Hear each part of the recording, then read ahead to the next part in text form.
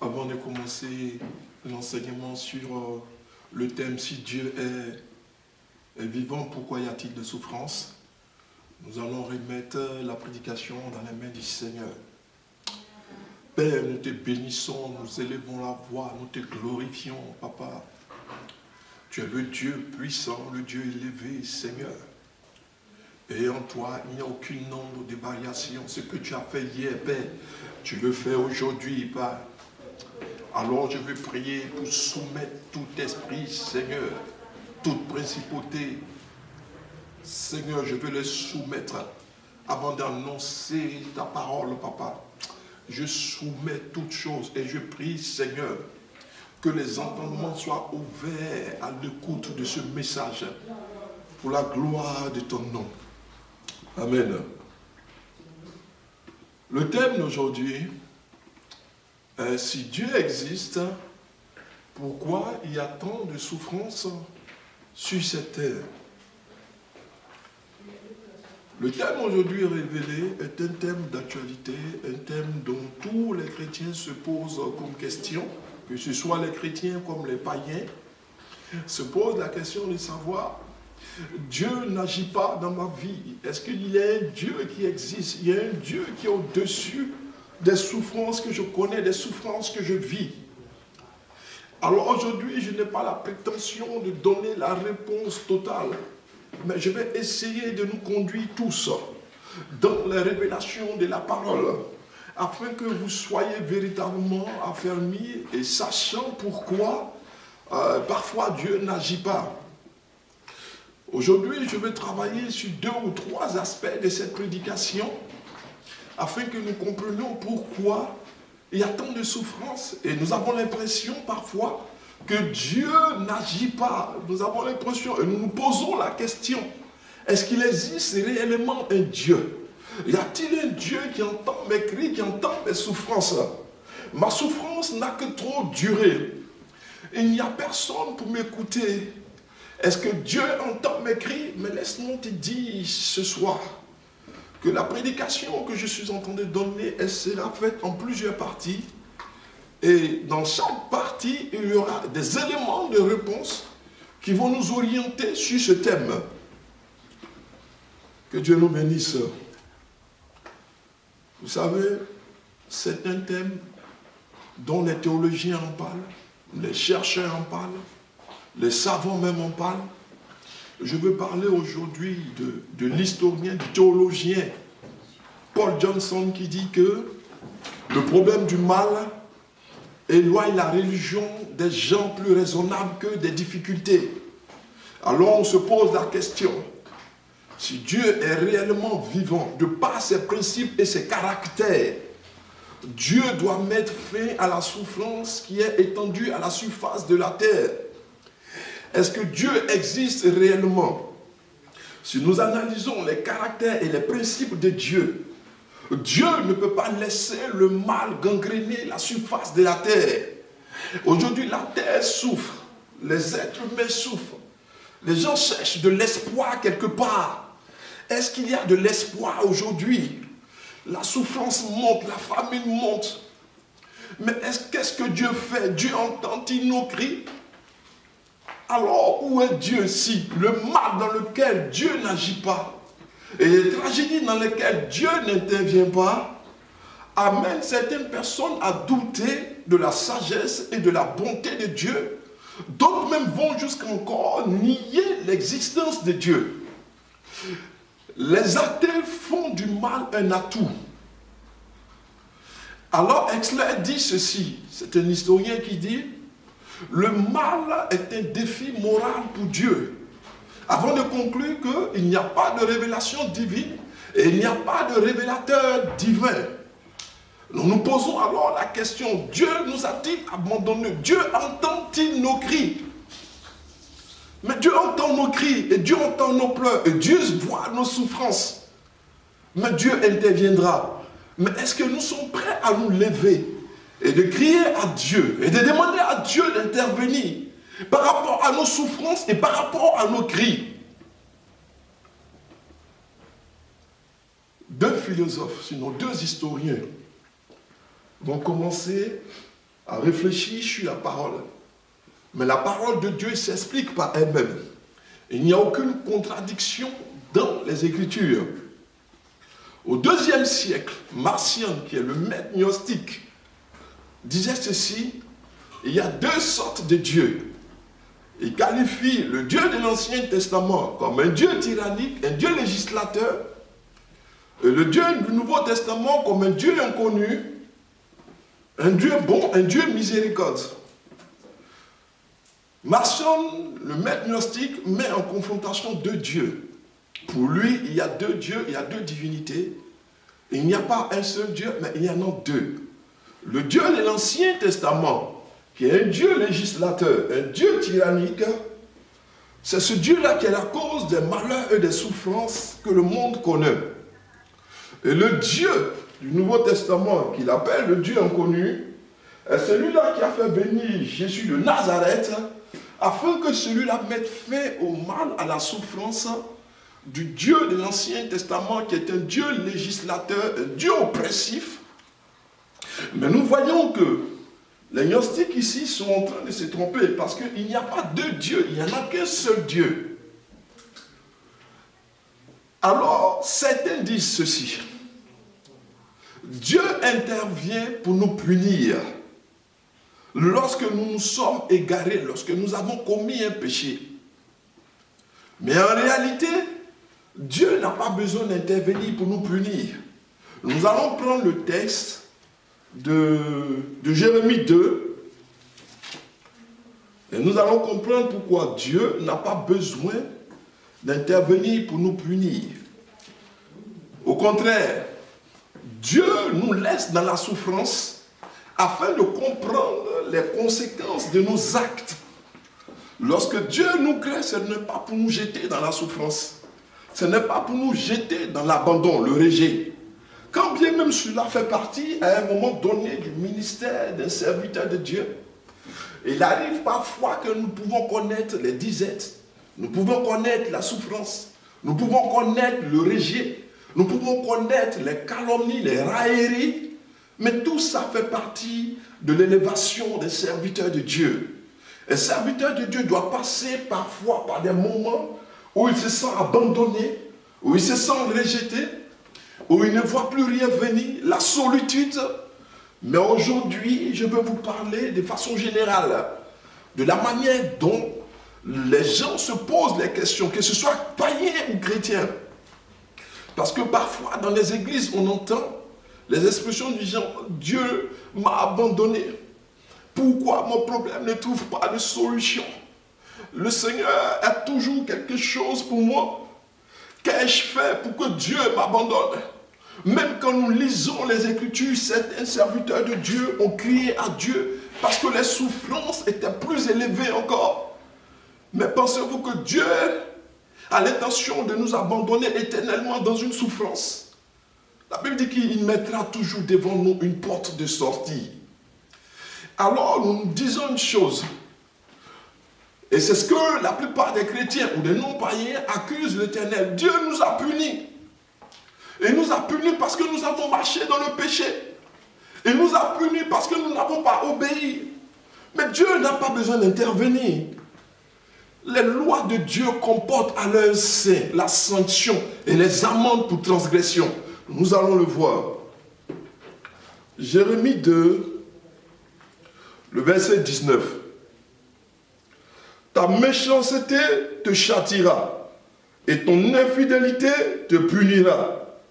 Tu sauras et tu verras que c'est une chose mauvaise et amère d'abandonner l'Éternel ton Dieu et de n'avoir point aucune crainte. Alléluia. Les lois divines comportent à leur sein leur propre amende pour transgression. Le livre de Jérémie 2, le verset 19 nous dit quoi? Nous dit que ta méchanceté te punira, te châtira, et ton infidélité te punira. Dieu a déjà établi des lois et des principes. Autant le monde a ses lois, autant le monde spirituel aussi a ses lois. Si dans le monde temporel, nous sommes en infraction par rapport à une loi, la sanction s'applique. Le président, les magistrats n'ont pas besoin de venir appliquer la loi parce qu'on te dit déjà que si tu enfreins à la loi, voici les conséquences. Donc, dans le monde spirituel, si nous transgressions les lois divines, il y a des conséquences qui vont avec.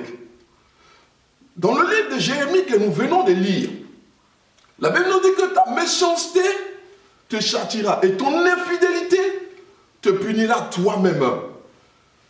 Le témoignage authentique d'un enfant de Dieu, c'est d'avoir la crainte de l'Éternel. Lorsque nous avons la crainte de Dieu, les lois que Dieu nous prescrit, nous sommes tenus de les obéir et de les appliquer. Les lois spirituelles contiennent à leur sein les amendes pour transgression. Et si Jérémie est en train de nous montrer que si vous commettez un tel péché, voici les conséquences qui s'accompagnent. Voici les amendes que vous devez payer pour avoir commis un tel péché. Est-ce qu'il convient à Dieu d'intervenir? Dieu vous a donné les lois et les transgressions qui vont avec. Celui qui transgresse une loi divine, celui-là paiera une amende. Alors nous demandons à Dieu, c'est parce que c'est parce que nous avons péché que Dieu nous a punis. C'est parce que nous avons marché au travers de ces voies que Dieu a fait descendre sa sentence sur notre vie. Mais Dieu n'a pas besoin de descendre sa sentence. Dieu nous a déjà donné les lois et les conséquences qui vont en cas de transgression de ces lois. Alors Jérémie nous dit ceci. Nous reconnaissons aujourd'hui que Dieu n'a pas besoin de nous punir. Nous-mêmes, nous nous punissons lorsque nous transgressions les lois de Dieu. Nous-mêmes, nous attirons la colère de Dieu sur notre vie. Si nous marchons en dehors de la parole de Dieu, si nous marchons en violation des lois et des principes spirituels divins. Il nous appartient en tant qu'enfants de Dieu d'obéir aux lois de Dieu et de marcher conformément aux lois que Dieu nous prescrit. Si nous faisons les choses à l'encontre des principes spirituels, des lois divines, alors nous sommes préparés à subir les conséquences qui s'attachent aussi à cette violation. Le thème d'aujourd'hui, c'est s'il y a la souffrance, Dieu existe-t-il réellement? Si Dieu existe réellement, pourquoi alors la souffrance perdue sur terre? Dieu a-t-il créé la souffrance? Nous sommes dans un monde contradictoire. Pourquoi contradictoire? On s'est dit alors, si Dieu est bon, Dieu est juste, Dieu est amour, de par ses caractères et ses principes, Dieu éradiquerait totalement le mal qui existe sur la terre. Lorsqu'on prend la Bible, dans le livre de Daniel 2, le verset 21, la Bible nous dit que Dieu a donné le pouvoir à Nebuchadnezzar. Parce que si, en tant qu'enfant de Dieu, parfois on se pose la question de savoir, mais si nous sommes de Dieu, comment se fait-il que les esclaves commencent à marcher sur notre tête? Si nous nous éloignons de Dieu, alors Dieu enlève sa main de protection sur notre vie. Nebuchadnezzar, qui est un roi païen, à qui Dieu a donné une autorité, afin de châtier son peuple, parce que son peuple a marché dans la désobéissance. En temps normal, un enfant de Dieu ne doit pas connaître la souffrance, ne doit pas avoir la domination du diable sur son épaule. Sa vie ne peut pas aller en ramant toujours à contre-courant. Mais un enfant de Dieu doit nager dans le bonheur. La grâce de Dieu nous suffit. Mais si nous ne marchons pas selon la grâce de Dieu, Dieu va susciter des païens pour dominer sur notre vie, des sorciers pour dominer sur notre vie. Si notre vie n'est pas à la clairvoyance de Dieu, alors posons-nous la question, pourquoi nous ne dominons pas sur terre? Quel est le problème? Quelle est la base? Qu'est-ce qui fait que nous ne dominons pas sur cette terre? Y a-t-il quelque chose qui a été fait sur ma vie pour ne pas que je puisse dominer sur la terre? Comment se fait-il alors que des étrangers viennent dominer sur ma vie? Des sorciers dominent sur ma vie? Comment se fait-il alors que je ne vois jamais le bout du tunnel?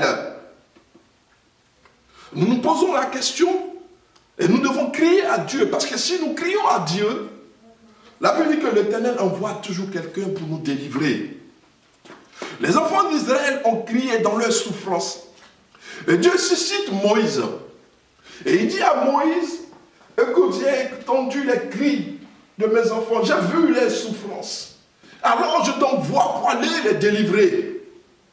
Alors Dieu s'est saisi de Moïse comme un instrument de délivrance. Mais si nous désobéissons à Dieu, Dieu va faire en sorte que celui-là même qui n'a pas l'autorité sur ta vie devienne ton propre chef.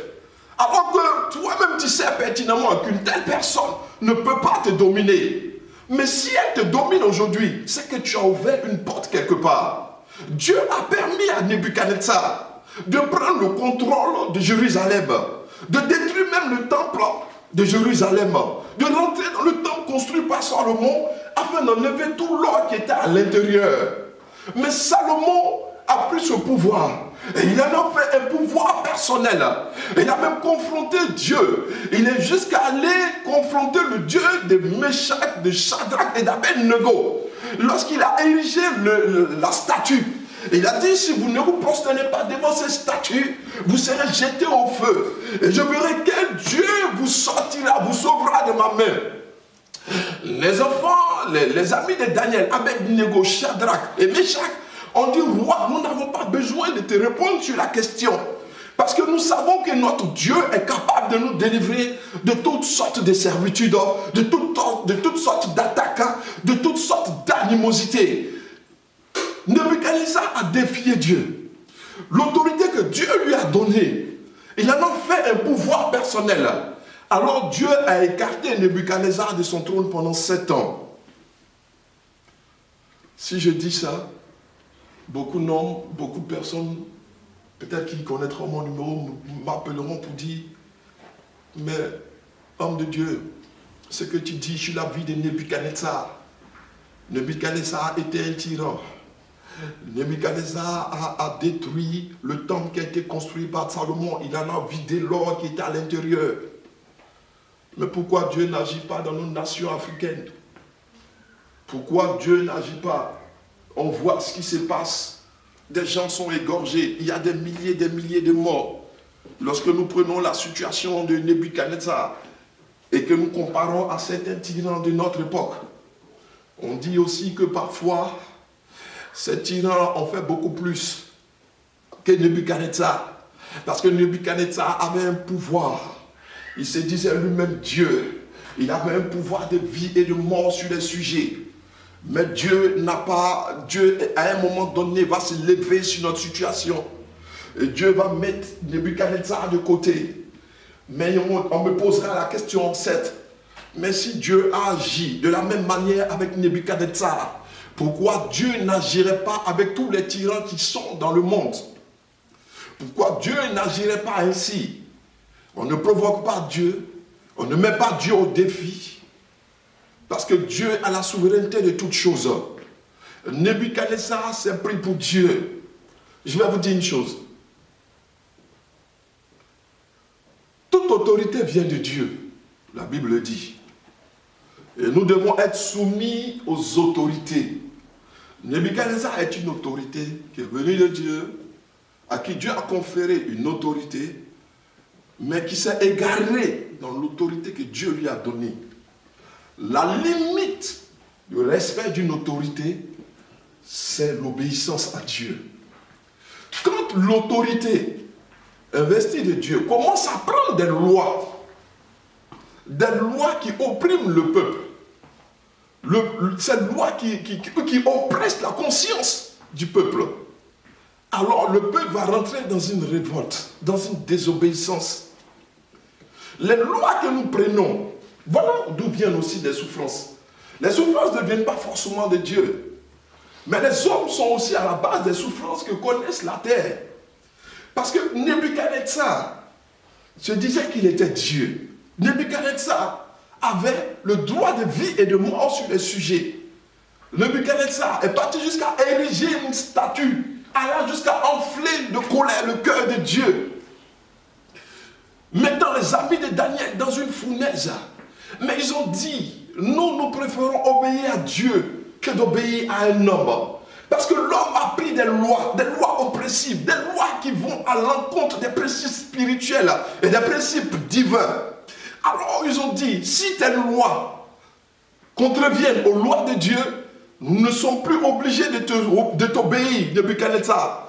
Que tu sois une autorité venant de Dieu ou du diable, mais les lois que tu dois prendre doivent s'aligner sur les lois de Dieu. Alors nous allons nous prosterner. Mais si ce sont des lois qui transigent, si ce sont des lois qui contreviennent aux lois divines, alors fais de nous ce que tu veux. Mais nous n'allons jamais obéir à une loi qui va à l'encontre de Dieu. Nous préférons perdre notre âme, notre corps, pas notre âme. Parce que les amis de Daniel se sont laissés jeter dans la fournaise.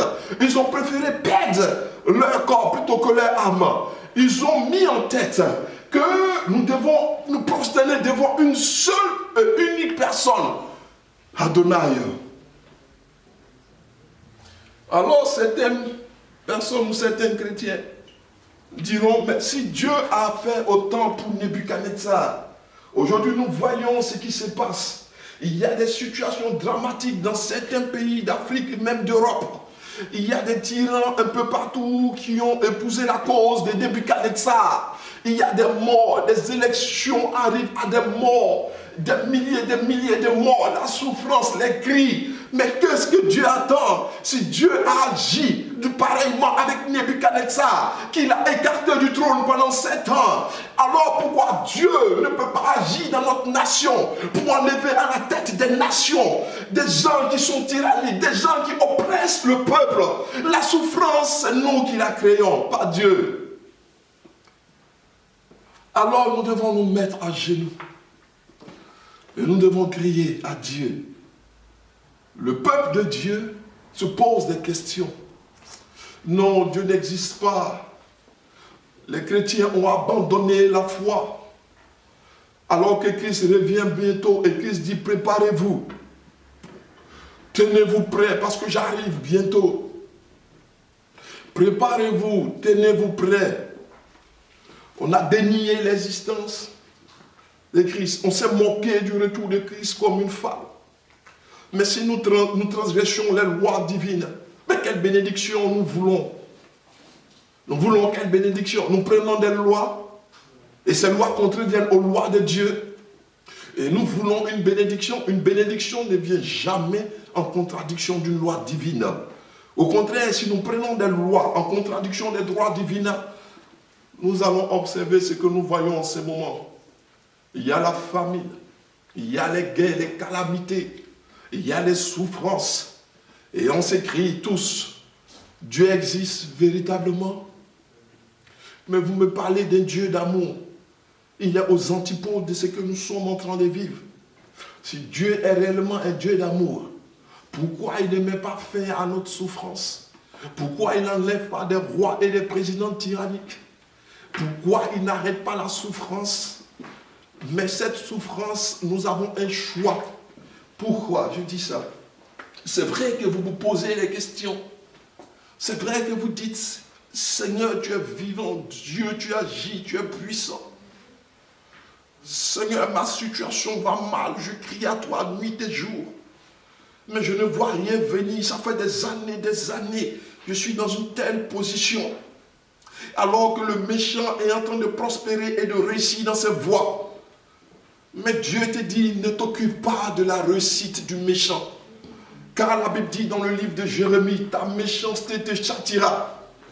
Mais toi reste fidèle à Dieu. La souffrance passera. Cette terre sera détruite. Il y aura une nouvelle Jérusalem qui viendra et qui descendra. Mets-toi, prépare-toi, parce qu'au jour de l'enlèvement, il faudrait que tu sois avec le Christ assis à sa droite. Cette terre passera, la terre passera, sa convoitise passera. Les choses seront détruites. La terre porte en son sein les germes de sa destruction. Alors prépare-toi à partir, parce que le Dieu que nous servons est un Dieu vivant, est un Dieu réel. Il vit, il est vivant, il agit. Mais combien de personnes ont recours à lui? Lorsque la souffrance arrive, on dit que Dieu n'existe pas, Dieu ne vit pas. Dieu nous a complètement abandonnés, il nous a rejetés. Existe-t-il réellement un Dieu? Mais Dieu nous a donné aussi la liberté de choix. Dieu nous a donné la liberté de choisir. Dieu nous a donné la liberté de choisir. Dieu a développé un grand don en nous. C'est la liberté de choisir ou le libre arbitre. Il a donné ce libre arbitre à Adam et à Ève. Lorsqu'il les a conçus, placés dans le jardin d'Éden, il les a mis dans une position idyllique. Ils n'avaient pas d'effort à faire. Tout était déjà là. Et Dieu leur dit ceci. Vous ne mangerez pas, vous ne toucherez pas à deux arbres. Il y a l'arbre de la vie éternelle et il y a l'arbre de la connaissance du bien et du mal. Ils ont été séduits par Satan, égarés, Satan détruit. Ils ont été séduits.